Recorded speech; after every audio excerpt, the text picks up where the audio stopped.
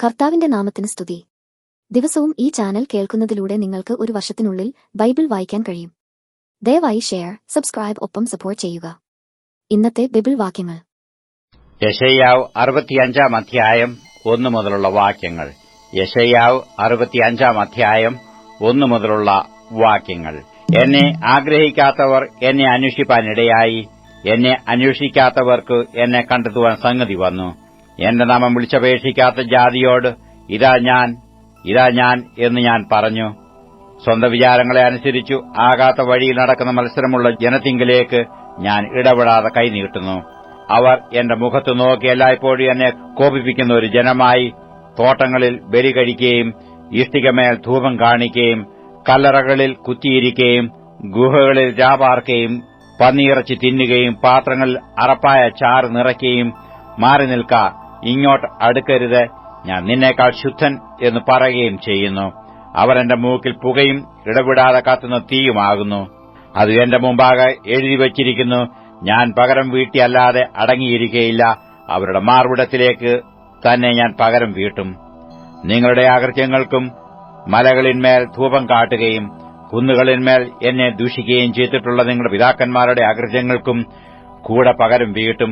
ഞാൻ ആദ്യം അവരുടെ പ്രതിഫലം അവരുടെ മാർവിടത്തിലേക്ക് അളന്നുകൊടുക്കും എന്ന് യഹോവ അരുളിച്ചെയ്യുന്നു. യഹോവ ഇപ്രകാരം അരുളിച്ചെയ്യുന്നു: മുന്തിരിക്കുലയിൽ പുതിയ വീഞ്ഞ് കണ്ടിട്ട് നശിപ്പിക്കരുത്. ഒരനുഗ്രഹം അതിലുണ്ട് എന്ന് പറയുന്നതുപോലെ ഞാൻ എന്റെ ദാസന്മാർ നിമിത്തം പ്രവർത്തിക്കും, എല്ലാവരെയും നശിപ്പിക്കയില്ല. ഞാൻ യാക്കോബിൽ നിന്ന് ഒരു സന്തതിയെയും യഹൂദയിൽ നിന്ന് എന്റെ പർവ്വതങ്ങൾക്ക് ഒരു അവകാശിയെയും ഉത്ഭവിപ്പിക്കും. എന്റെ വൃതന്മാർ അതിനെ കൈവശമാക്കും. എന്റെ ദാസന്മാർ അവിടെ വസിക്കുകയും ചെയ്യും. എന്നെ അന്വേഷിച്ചിട്ടുള്ള എന്റെ ജനത്തിനായി ശാരോൻ ആടുകൾക്ക് മേച്ചിൽപ്പുറവും ആഖോർ താഴ്വര കന്നുകാലികൾക്ക് കിടപ്പിടവുമായിരിക്കും. എന്നാൽ യഹോവയെ ഉപേക്ഷിക്കുകയും എന്റെ വിശുദ്ധ പർവ്വതത്തെ മറക്കുകയും ഗദ്ദേവന് ഒരു മേശ ഒരുക്കി മിനിദേവിക്ക് വീഞ്ഞ് കലർത്തി നിറച്ചുവെക്കുകയും ചെയ്യുന്നവരെ, ഞാൻ വിളിച്ചപ്പോൾ നിങ്ങൾ ഉത്തരം പറയാതെയും ഞാൻ അരുളി ചെയ്തപ്പോൾ കേൾക്കാതെയും എനിക്ക് അനിഷ്ടമായുള്ളത് പ്രവർത്തിച്ച് എനിക്ക് പ്രസാദമല്ലാത്തത് തിരഞ്ഞെടുത്തതുകൊണ്ട് ഞാൻ നിങ്ങളെ വാളിന് നിയമിച്ചു കൊടുക്കും. നിങ്ങളെല്ലാവരും കുലയ്ക്ക് കുനിയേണ്ടി വരും. അതുകൊണ്ട് യഹോവയായ കർത്താവ് ഇപ്രകാരം അരുളി ചെയ്യുന്നു: ഇതാ എന്റെ ദാസന്മാർ ഭക്ഷിക്കും, നിങ്ങളോ വിശന്നിരിക്കും. എന്റെ ദാസന്മാർ പാനം ചെയ്യും, നിങ്ങളോ ദാഹിച്ചിരിക്കും. എന്റെ ദാസന്മാർ സന്തോഷിക്കും, നിങ്ങളോ ലജ്ജിച്ചിരിക്കും. എന്റെ ദാസന്മാർ ഹൃദയാനന്ദം കൊണ്ട് ഘോഷിക്കും, നിങ്ങളോ മനോവ്യസനം കൊണ്ട് നിലവിളിച്ചു മനോവ്യഥയാൽ മുറയിടും. നിങ്ങളുടെ പേർ നിങ്ങൾ എന്റെ വൃതന്മാർക്കൊരു ശാപവാക്കായി വെച്ചേച്ചു പോകും. യഹോവയായ കർത്താവ് നിന്നെ കൊന്നുകളയും.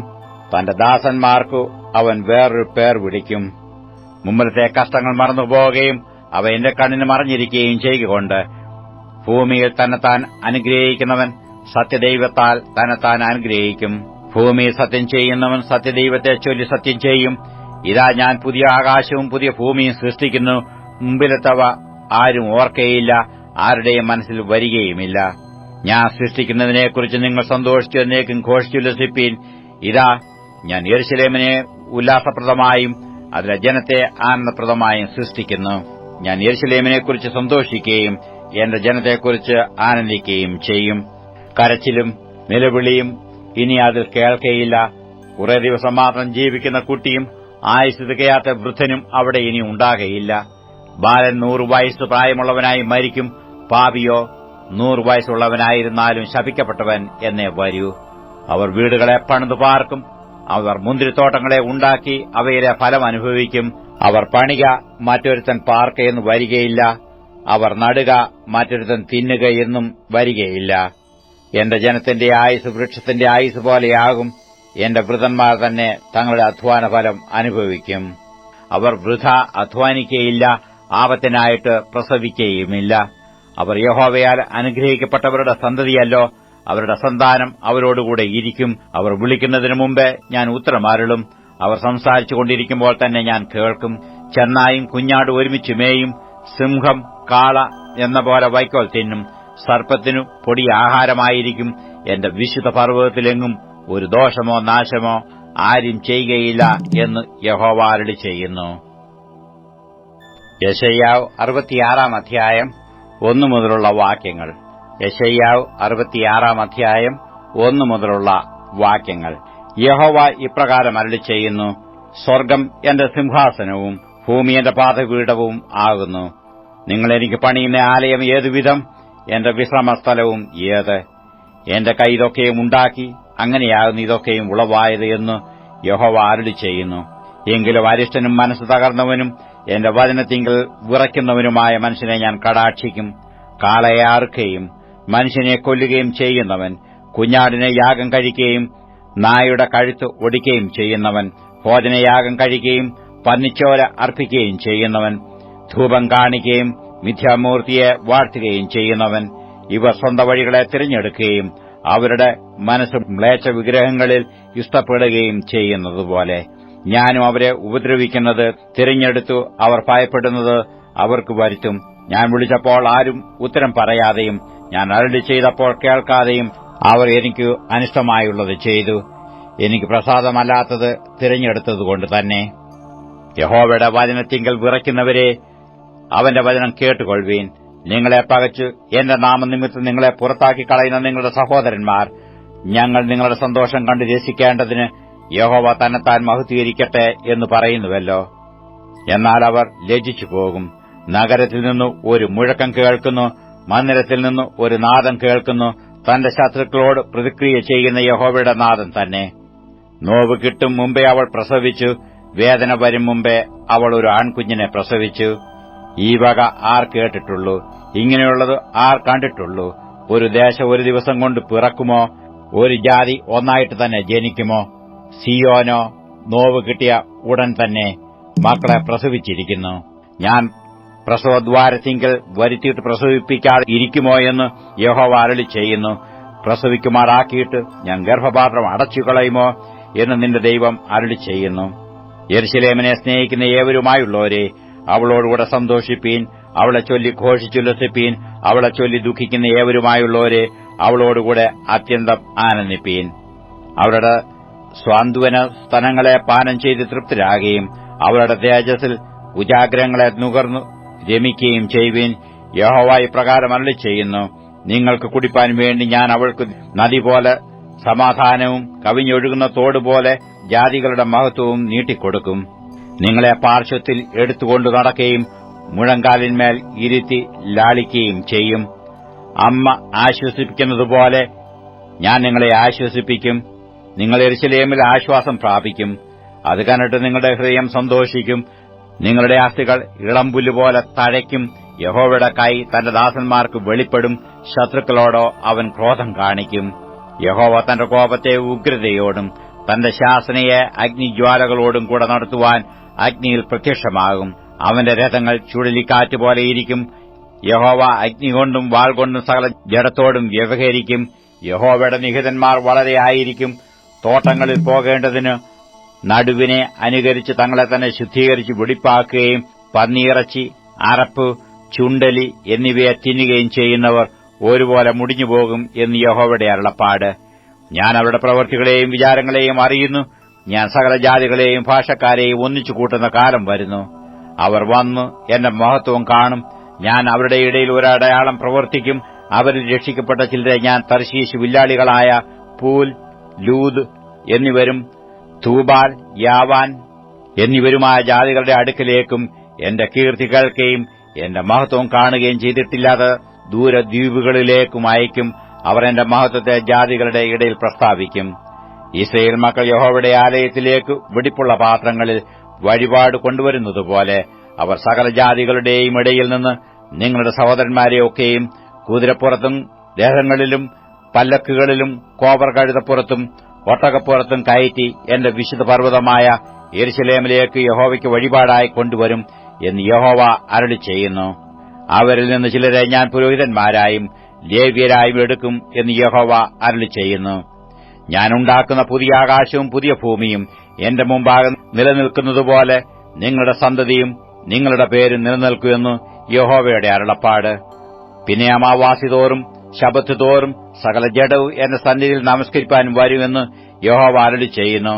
അവർ പുറപ്പെട്ടു ചെന്നു എന്നോട് അതിക്രമം ചെയ്ത മനുഷ്യരുടെ ശവങ്ങളെ നോക്കും.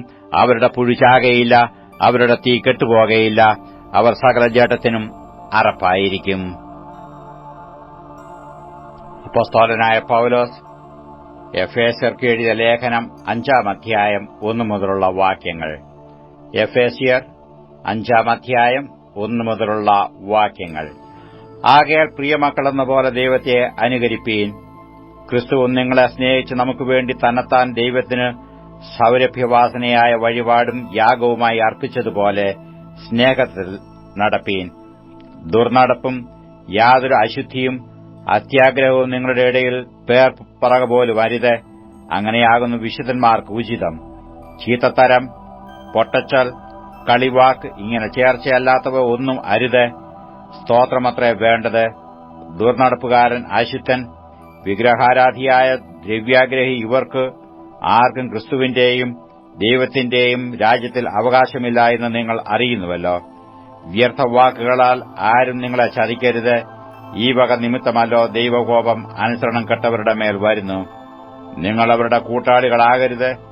മുമ്പേ നിങ്ങൾ ഇരുളായിരുന്നു, ഇപ്പോഴോ കർത്താവിൽ വെളിച്ചമാകുന്നു. കർത്താവിന് പ്രസാദമായത് എന്തെന്ന് പരിശോധിച്ചുകൊണ്ട് വെളിച്ചത്തിനുള്ളവരായി നടന്നുകൊള്ളുവീൻ. സകല സൽഗുണവും നീതിയും സത്യവുമല്ലോ വെളിച്ചത്തിന്റെ ഫലം. ഇരുട്ടിന്റെ നിഷ്ഫല പ്രവൃത്തികളിൽ കൂട്ടാളികളാകരുത്. അവയെ ശാസിക്കത്രേ വേണ്ടത്. അവർ ഗൂഢമായി ചെയ്യുന്നത് പറവാൻ പോലും ലജ്ജയാകുന്നു. അവയെ ശാസിക്കുമ്പോഴോ സകലത്തെയും കുറിച്ച് വെളിച്ചത്താൽ ബോധം വരും. ബോധം വരുന്നതെല്ലാം വെളിച്ചം പോലെ തെളിവല്ലോ. അതുകൊണ്ട് ഉറങ്ങുന്നവനെ ഉണർന്നു മരിച്ചവരുടെ ഇടയിൽ നിന്ന് എഴുന്നേൽക്ക, എന്നാൽ ക്രിസ്തു നിന്റെ മേൽ പ്രകാശിക്കും എന്ന് ചൊല്ലുന്നു. ആകെ സൂക്ഷ്മത്തോടെ അജ്ഞാനികളായിട്ടല്ല, ജ്ഞാനികളായിട്ടത്രേ നടപ്പാൻ നോക്കുവീൻ. അത് ദുഷ്കാലമാകയാ സമയം തക്കത്തിൽ ഉപയോഗിച്ചുകൊള്ളുവീൻ. ബുദ്ധിഹീനരാകാതെ കർത്താവിന്റെ ഇഷ്ടം ഇന്നതെന്ന് ഗ്രഹിച്ചുകൊള്ളുവീൻ. വീഞ്ഞു കുടിച്ച് മത്തരാകരുത്, അതിനാൽ ദുർനടപ്പുണ്ടാകുമല്ലോ. ആത്മാവ് നിറഞ്ഞവരായി സങ്കീർത്തനങ്ങളാലും സ്തുതികളാലും ആത്മീക ഗീതങ്ങളാലും തമ്മിൽ സംസാരിച്ചും നിങ്ങളുടെ ഹൃദയത്തിൽ കർത്താവിന് പാടിയും കീർത്തനം ചെയ്തും നമ്മുടെ കർത്താവായ യേശു ക്രിസ്തുവിന്റെ നാമത്തിൽ ദൈവവും പിതാവുമായവനും എല്ലായ്പ്പോഴും എല്ലാറ്റിനും വേണ്ടിയും സ്തോത്രം ചെയ്തുകൊള്ളുവീൻ. ക്രിസ്തുവിന്റെ ഭയത്തിൽ അന്യോന്യം കീഴ്പ്പെട്ടിരിപ്പീൻ. ഭാര്യമാരെ കർത്താവിന് എന്ന പോലെ സ്വന്തം ഭർത്താക്കന്മാർക്ക് കീഴടങ്ങുവീൻ. ക്രിസ്തു ശരീരത്തിന്റെ രക്ഷിതാവായി സഭയ്ക്ക് തലയാകുന്നതുപോലെ ഭർത്താവ് ഭാര്യയ്ക്ക് തലയാകുന്നു. എന്നാൽ സഭ ക്രിസ്തുവിന് കീഴടങ്ങിയിരിക്കുന്നതുപോലെ ഭാര്യമാരും ഭർത്താക്കന്മാർക്ക് സകലത്തിലും കീഴടങ്ങിയിരിക്കണം. ഭർത്താക്കന്മാരെ ക്രിസ്തുവും സഭയെ സ്നേഹിച്ചതുപോലെ നിങ്ങളുടെ ഭാര്യമാരെ സ്നേഹിപ്പീൻ. അവൻ അവളെ വചനത്തോടു കൂടിയ ജലസ്നാനത്താൽ വെടിപ്പാക്കി വിശദീകരിക്കേണ്ടതിനും കറ, ചുളുക്കം മുതലായത് ഒന്നും ഇല്ലാതെ സഭയെ ശുദ്ധിയും നിഷ്കളങ്കവുമായി തനിക്ക് തന്നെ തേജസ്സോടെ മുൻനിർത്തേണ്ടതിനും തന്നെത്താൻ അവൾക്കുവേണ്ടി ഏൽപ്പിച്ചുകൊടുത്തു. അവണ്ണ ഭർത്താക്കന്മാരും തങ്ങളുടെ ഭാര്യമാരെ സ്വന്തം ശരീരങ്ങളെപ്പോലെ സ്നേഹിക്കേണ്ടതാകുന്നു. ഭാര്യയെ സ്നേഹിക്കുന്നവൻ തന്നെത്താൻ സ്നേഹിക്കുന്നു. ആരും തന്റെ ജഡത്തെ ഒരുനാളും പകച്ചിട്ടില്ലല്ലോ. ക്രിസ്തുവും സഭയെ ചെയ്യുന്നതുപോലെ അതിനെ പോറ്റി പുലർത്തുകയത്രേ ചെയ്യുന്നത്. നാം അവന്റെ ശരീരത്തിന്റെ അവയവങ്ങളല്ലോ. അത് നിമിത്തം ഒരു മനുഷ്യൻ അപ്പനെയും അമ്മയെയും വിട്ടു ഭാര്യയോട് പറ്റിച്ചേരും, ഇരുവരും ഒരു ദേഹമായി തീരും. ഈ മർമ്മം വലിയത്. ഞാൻ ക്രിസ്തുവിനെയും സഭയെയും ഉദ്ദേശിച്ചത്രേ പറയുന്നത്. എന്നാൽ നിങ്ങളും അങ്ങനെ തന്നെ ഓരോരുത്തൻ താൻ തന്റെ ഭാര്യയെ തന്നെപ്പോലെ തന്നെ സ്നേഹിക്കണം. ഭാര്യയെയോ ഭർത്താവിനെ ഭയപ്പെടേണ്ടതാകുന്നു. 92-ാം സങ്കീർത്തനം 1 മുതലുള്ള വാക്യങ്ങൾ. 92-ാം സങ്കീർത്തനം 1 മുതലുള്ള വാക്യങ്ങൾ. യഹോവയ്ക്ക് സ്തോത്രം ചെയ്യുന്നതും അത്യുന്നതനായുള്ളവയെ നിന്റെ നാമത്തെ കീർത്തിക്കുന്നതും 10 കമ്പിയുള്ള വാദിത്രം കൊണ്ടും വീണ കൊണ്ടും ഗംഭീര സ്വരമുള്ള കിന്നരം കൊണ്ടും രാവിലെ നിന്റെ ദയയെയും രാത്രിതോറും നിന്റെ വിശ്വസ്തതയെയും വർണ്ണിക്കുന്നതും നല്ലത്. യഹോവയെ നിന്റെ പ്രവൃത്തി കൊണ്ട് നീ എന്നെ സന്തോഷിപ്പിക്കുന്നു. ഞാൻ നിന്റെ കൈകളുടെ പ്രവൃത്തികളെക്കുറിച്ച് ഘോഷിച്ചുല്ലസിക്കുന്നു. യഹോവയെ നിന്റെ പ്രവൃത്തികൾ എത്ര വലിയവയാകുന്നു. നിന്റെ വിചാരങ്ങൾ അത്യന്തം അഗാധമായവ തന്നെ. മൃഗപ്രായനായ മനുഷ്യൻ അതറിയുന്നില്ല, മൂഢൻ അത് ഗ്രഹിക്കുന്നതുമില്ല. ദുഷ്ടന്മാർ പുല്ലുപോലെ മുളയ്ക്കുന്നതും നീതികേട് പ്രവർത്തിക്കുന്നവരൊക്കെയും തഴയ്ക്കുന്നതും എന്നേക്കും നശിച്ചു പോകേണ്ടതിനാകുന്നു. നീയോ യഹോവേ എന്നേക്കും അത്യുന്നതനാകുന്നു. യഹോവേ, ഇതാ നിന്റെ ശത്രുക്കൾ നശിച്ചു പോകുന്നു. നീതികേട് പ്രവർത്തിക്കുന്ന ഏവരും ചിതറിപ്പോകും. എങ്കിലും എന്റെ കൊമ്പ് നീ കാട്ടുപോത്തിന്റെ കൊമ്പ് പോലെ ഉയർത്തും.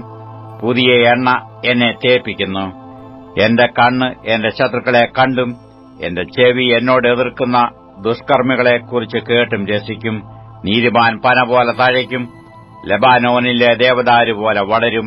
യഹോവയുടെ ആലയത്തിൽ നടുതലയായവർ നമ്മുടെ ദൈവത്തിന്റെ പ്രാകാരങ്ങളിൽ തഴയ്ക്കും.